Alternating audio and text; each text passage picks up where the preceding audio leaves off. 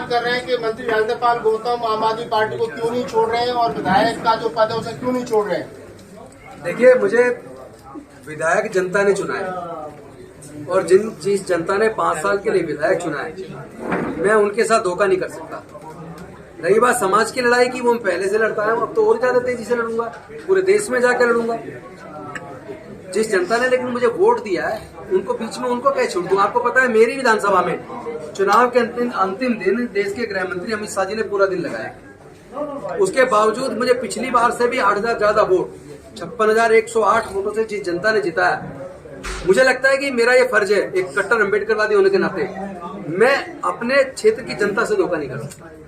इसलिए मैं एमएलए की पोस्ट से रिजाइन क्यों करूं? नहीं, पार्टी से इस्तीफा देंगे तो एमएलए बरकरार रहेगा ना। आप विप तो जारी नहीं हुआ कोई। आप इंतजार कीजिए, समाज की लड़ाई को लड़ना बहुत महत्वपूर्ण है और समाज जिस स्थिति में खड़ा है, उस स्थिति में मुझे लगता है ऐसे लोगों को तैयार पूरे देश में जाके करना जरूरी है और हम पूरे देश में जाके अपने लोगों को तैयार करेंगे।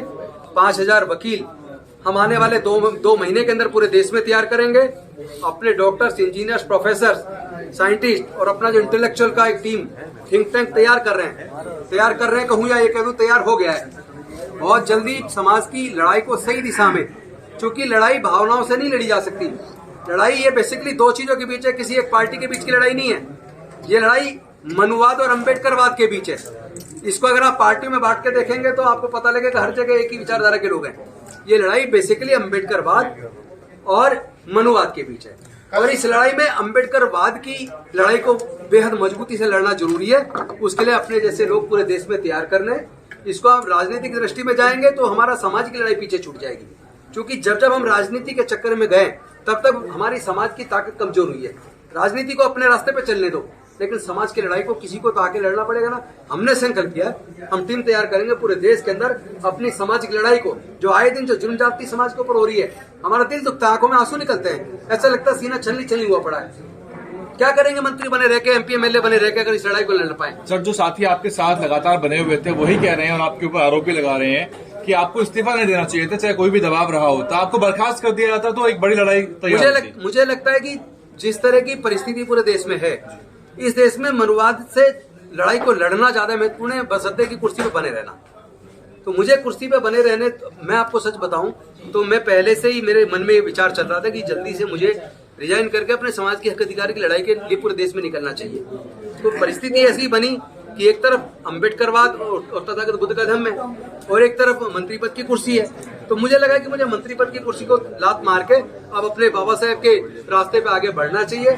मुझे जो उस वक्त उचित लगा वो मैंने कर लिया। हो सकता है इसमें वैसे अगर कोई गलती समाज को लगता हो कि समाज से पूछना चाहिए था, तो मैं उसे अपनी गलती जरूर मान सकता हूँ कि मुझे समाज से नहीं पूछा मैंने। कल मनीष सिसोदिया जी को सीबीआई ने नोटिस देकर के बुलाया, पूरी पार्टी रोड पे थी और आप 5 घंटे तक थाने में बैठ रहे, जनाब देश भी नहीं पहुंचा पार्टी। लेकिन मेरे समाज के लोग पूरे देश में खड़े हैं ना।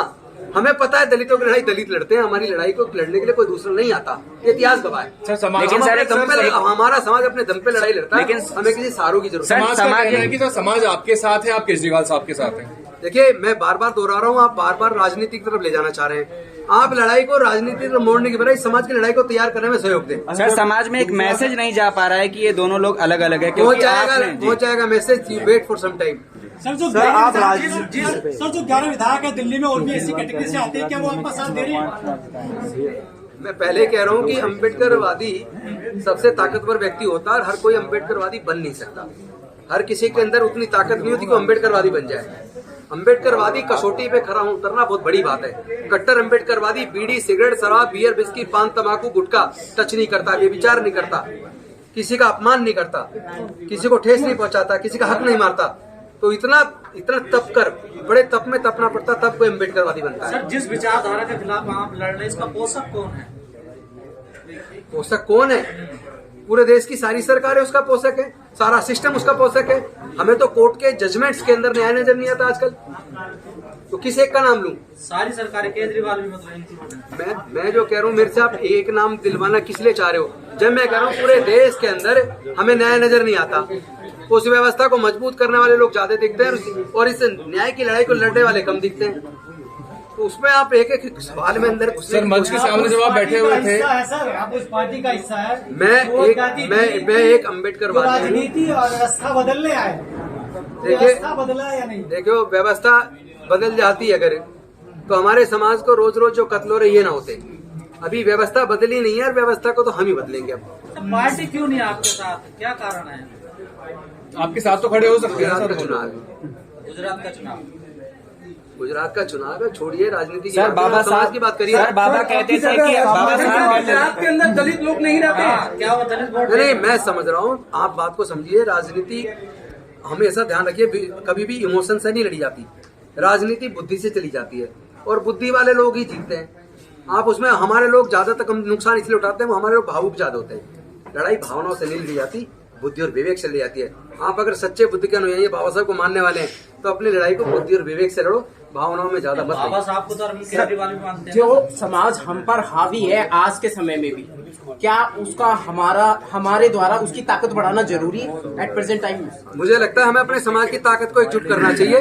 जब समाज की ताकत एकजुट हो जाएगी तो बाकी को जवाब मिल जाएगा। सर बाबा समाज को एकजुट करने की बात कर रहे हैं, लेकिन अभी आपने बोला कि अगर समाज कहेगा तो मैं राजनीति भी छोड़ दूंगा। बिल्कुल। ये तो समाज इससे तो एक कमजोर होगा ना, क्योंकि पावर सेंटर से एक और समाज का व्यक्ति कम हो जाएगा। नहीं, देखिए, मैंने पहले ही कहा समाज अगर कहेगा तो मैं इतना बड़ा तो नहीं हूँ कि समाज मुझे कह मैं फिर भी चिपका रहा हूँ। सर उस बात का तो आज भी सारा समाज के लिए आप पॉलिटिक्स की भी तो जरूरत है ना समाज को। ना तो अच्छे लोग भेजेंगे ना, कट्टर अम्बेडकर भेजेंगे। अगर कट्टर अम्बेडकर राइट लोग ज्यादा राजनीति में जाएंगे, वो MP MLA बनेंगे तो कम से कम वहाँ चुप तो नहीं बैठेंगे, लड़ाई तो लड़ेंगे। सर बाबा साहब कहते थे कि सामाजिक बदलाव के लिए राजनीतिक शक्ति की आवश्यकता है। क्या इसीलिए जो है आप अभी तक जो है अपना रुख साफ नहीं रख पाएंगे? दो चीजें जी। एक तो उन्होंने कहा कि राजनीति वो मास्टर की है जो सारे ताले खोलती है, लेकिन हमारे लोगों ने इतना पढ़ने के बाद बाकी का नहीं पढ़ा। उन्होंने ये भी कहा था जिसकी सामाजिक ताकत मजबूत होती है उसकी राजनीति मजबूत होती है। तो हम अपनी समाज की ताकत को मजबूत करेंगे ना, ताकि हमारे लोग की राजनीति मजबूत रहे। सर राजकुमार आनंद जी को मंत्रालय दे दिया गया है, उनको शुभकामनाएं, उनका नाम नॉमिनेट कर दिया है और जल्दी वो शपथ लेंगे और वो हमारे साथी है समाज के। उस नाते हम उसको हर प्रकार का सहयोग करेंगे और उम्मीद करेंगे कि वो इस लड़ाई को आगे बढ़ाएंगे। क्या सर ये वक्त नहीं है कि जब वो क्या 5 अक्टूबर को आपके बगल में बैठे हुए थे वो 22 प्रतिज्ञाओं में जी, क्या सर ये वक्त नहीं है जब सभी दलों को एक साथ आना चाहिए इस मुद्दे पर, ताकि बहुजन समाज की आवाज एक और भी तेजी से उठ सके? बहुत सारी पार्टियों के लोग इस मुद्दे पे साथ आए हैं और लोग इस लड़ाई को लड़ने के लिए तैयार हो रहे हैं। मैं फिर से दोहरा रहा हूँ, आप सामाजिक शक्ति को मजबूत करने में सहयोग करें। इसको बार बार राजनीतिक सवाल पूछ के सामाजिक लड़ाई को कमजोर ना करें। आपके साथ में बसपा के लोग खड़े हुए हैं, मेरे साथ पूरे देश के लोग खड़े हैं। इसको भी राजनीतिक पार्टी में मत बांटिए। लेकिन सर समाज के जो लोग हैं वो तो फ्री बिजली पानी में लगे हुए हैं आज भी। आप इंतजार करो, लोग, हमारा समाज जाग रहा है और पूरे देश में अगर इतनी 22 प्रतिज्ञाएं पहली बार हुई हैं, इसका मतलब समाज जाग रहा है। उसको पढ़िए, समझने की कोशिश कीजिए। समाज अब और ज्यादा जुर्म जाति बर्दाश्त करने के लिए तैयार नहीं है और इतना जाग रहा है, आने वाले समय में हर बुराई के खिलाफ सख्ती से खड़ा नजर आएगा। सर इसमें कितनी सच्चाई है कि इस्तीफा जो है, ऐसी खबरें चल रही है कि मनीष सिसोदिया ने, मैं आपको बार बार दोहरा रहा हूँ कि आप बार बार राजनीति में किस लिए ले जा रहे हैं। मैं नहीं दूंगा इस सवाल का जवाब। जब तक आप पार्टी से सवाल नहीं देंगे तब तक सवाल पूछने पड़ेंगे ना। मैंने अपनी मर्जी से इसलिए दिया क्योंकि मुझे समाज की लड़ाई को लड़ना है। राजेंद्र जी, आखिरी सवाल। मंत्री बने रहने के आदमी की कुछ सीमाएं होती हैं, लेकिन मंत्री पद से हटने के बाद MLA की कोई सीमा नहीं है। MLA सवाल पूछता है, मंत्री जवाब देता है। MLA तो मुद्दे उठाता है, तो अब हम समाज के मुद्दे पूरे देश में उठाएंगे। सर कोर्ट के साथ साथ रोड पर किस तरीके की लड़ाई लड़ेंगे आप कह रहे हैं? रोड पे तो एक अम्बेडकर जो लड़ता आया आज तक, उसको और ज्यादा धार देंगे, मजबूती के साथ लड़ेंगे और कोर्ट में वकालत करेंगे उनकी, अपने लोगों की। वकील के तौर पे कोर्ट में लड़ेंगे और एक एक्टिविस्ट के तौर पे सड़क पे लड़ेंगे और एक MLA के तौर पे विधानसभा के अंदर उठाएंगे। सर समाज तीनों मोर्चे पे लड़ाई लड़ी जाएगी। एक विधायक के तौर पे विधानसभा में समाज के मुद्दों को उठाएंगे, एक वकील के तौर पे न्यायालय में उठाएंगे और एक एक्टिविस्ट अम्बेडकरवादी होने के नाते रोड पर उठाएंगे। सर समाज की नाराजगी है आम आदमी पार्टी से और आप आम आदमी पार्टी में अभी भी हैं, तो दोनों चीजों को साथ में लेके कैसे चलेंगे? आखिरी सवाल है आप प्लीज थोड़ा, क्योंकि डिलेमा है ना, आपके लिए मुश्किल होगी। मैं अपने सुनिए, राजेंद्र गौतम के लिए कोई मुश्किल है, राजेंद्र गौतम रहे ना रहे कोई बड़ी चीज नहीं है। राजेंद्र गौतम एक व्यक्ति है, ये विचारधारा मजबूत होनी चाहिए, विचारधारा बढ़नी चाहिए। राजेंद्र गौतम आज नहीं कल मर जाए, पर ये विचारधारा नहीं मरनी चाहिए। इस विचारधारा का चलना बहुत जरूरी है।